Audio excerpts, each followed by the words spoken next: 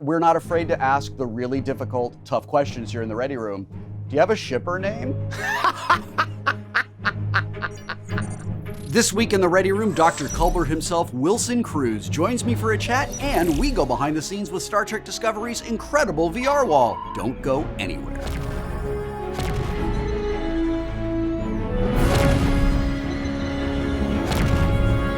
Hey nerds, I'm Wil Wheaton, and this is the Ready Room, your official behind-the-scenes hub for the Star Trek universe. In this week's episode, the Discovery crew journeys to the planet Trill.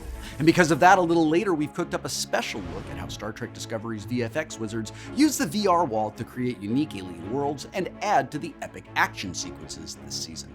As you can imagine, there are spoilers everywhere. So I am calling for a black alert. If you haven't seen this week's episode, titled Jinaal, don't look for answers from an 800-year-old symbiont. Stream Star Trek Discovery Season 5, Episode 3 on Paramount Plus, and then beam back here ASAP. Today, I'm joined, get it? Joined like a trill? By Cruz, who plays Dr. Hugh Culber, to discuss his character's unique experiences in this week's episode. Everybody ready? Control room, engage.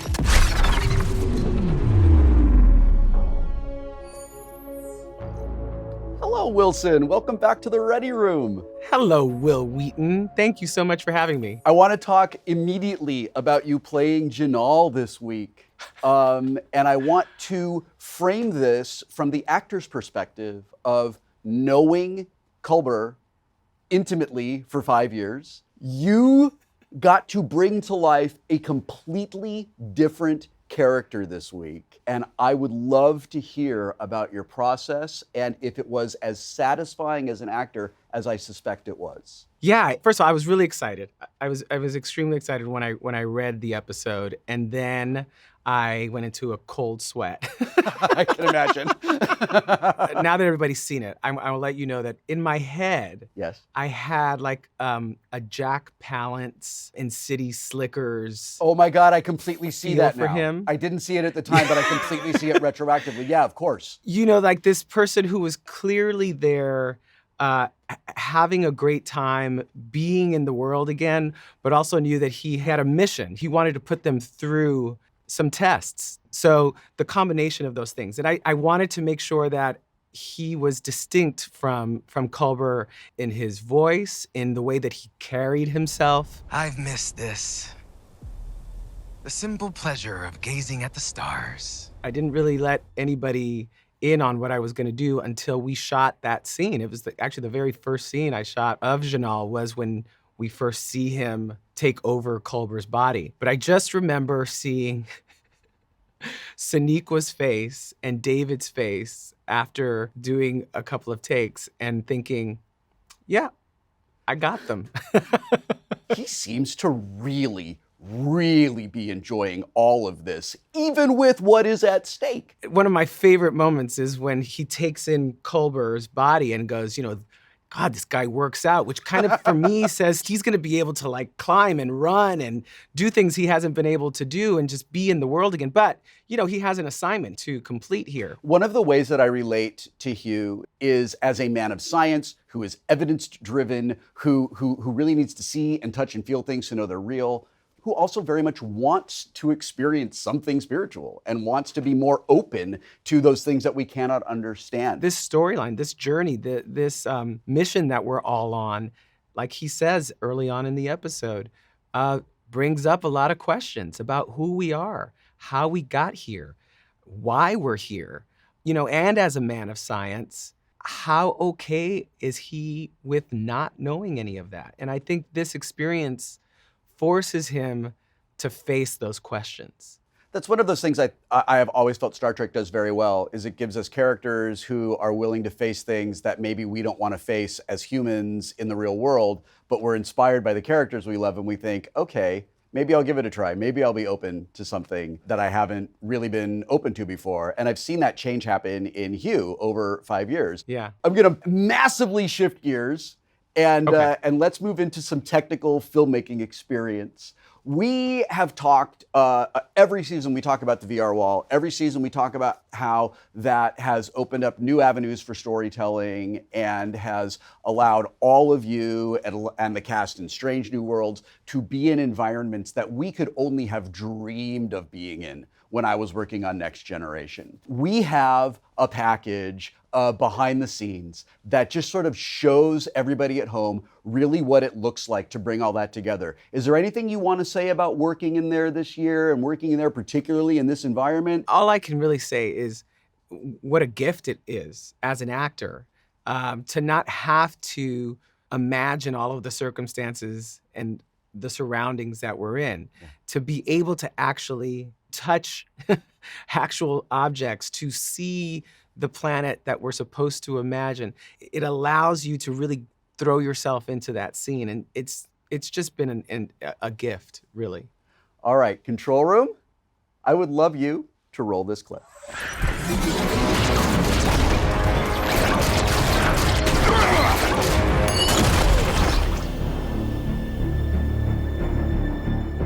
Discovery's always a challenging show. There's a lot of big ambition to the sequences. You know, certainly the Sandrunner sequence was something we hadn't done before.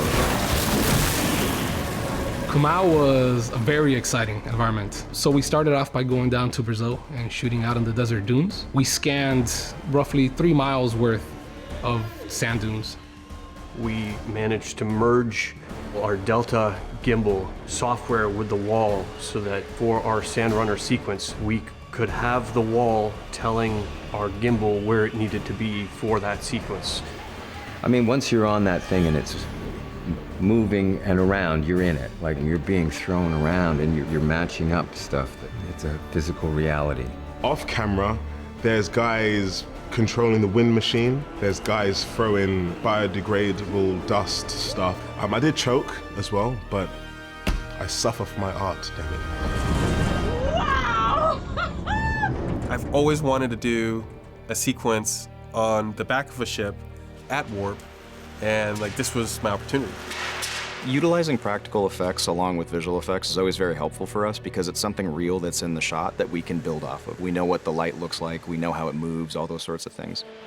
What?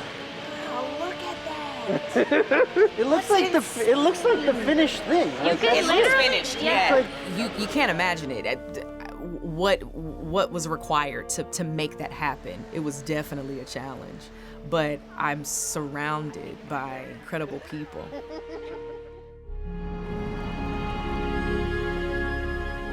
In episode 3 this season, we actually return to Planet Trill. We actually get out into the canyons. We were tasked with creating the Atronach that is a massive creature that's very threatening that we don't see.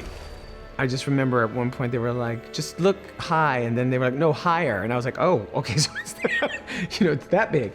We managed to come up with a sequence of shots where we would have practical explosions and bursts of water and puddles as though these big, massive creatures are racing through the practical environment so that it ties our massive, invisible creature into this practical world.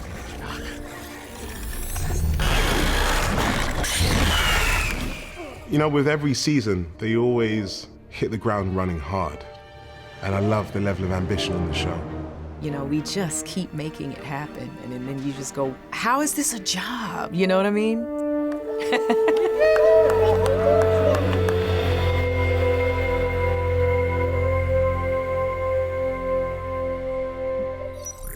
I would like to talk about you and your space family. We're going to start with Stamets and Culber. It's a groundbreaking relationship in science fiction and in the Star Trek universe that we here in the Ready Room realized never spawned an official name for shippers. And we're not afraid to ask the really difficult, tough questions here in the Ready Room. Do you have a shipper name? I mean, I thought we landed on Culmits for a while. Okay. But I think that I coined the phrase space booze at one point. I think it was actually on After Trek, like season 1. Space booze is great. I don't know. My choice is Hugh Paul. Hugh Paul. Hugh Paul. Inspired by the great RuPaul. It took me a minute. So it's actually spelled H-U-Paul. That's That's how I got it. It kills in my head. I think Anthony is going to love that. When you look back at the relationship between these two characters and your working partnership with Anthony, what are some highlights? What are some things that stand out? First of all, I just want to say, like, it's such a great and honest and real relationship, right? Yeah. Like, these are two people who have been through it. Parts of it were really hard. There was no guarantee that these people were going to stay together and find their way back to each other after Hugh came back.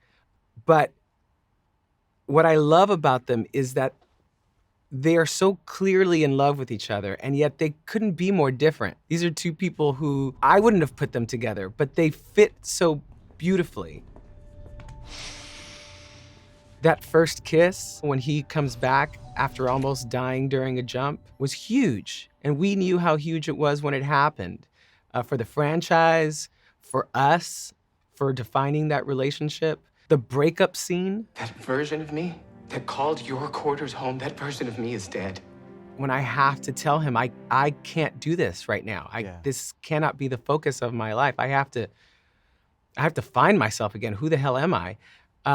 Was heart-wrenching. It was not great being in the audience for that. Like, No, it wasn't. We didn't love that. I know you didn't, but I as an actor, loved it because it was such a moment for Hugh to say, I am more than just this relationship. And as hard as it was, I thought it was really important because then we get to see him come back and choose the relationship. And for me, it's that moment when they're jumping into a new future and he's saving Stamets' life. I thought I could make my home on Enterprise.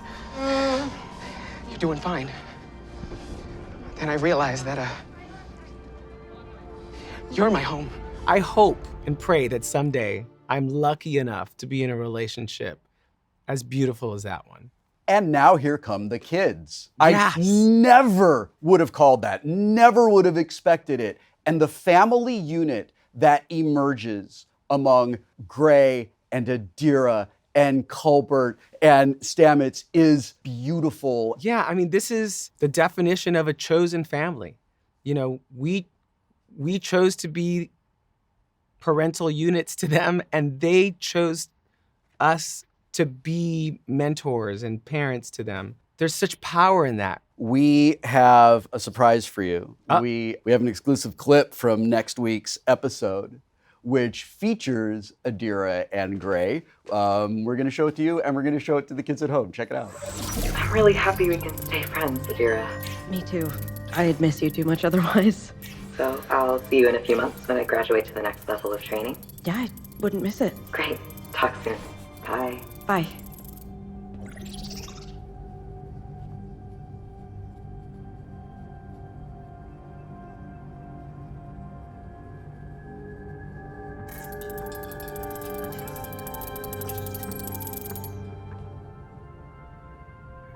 They're so good. They're so good.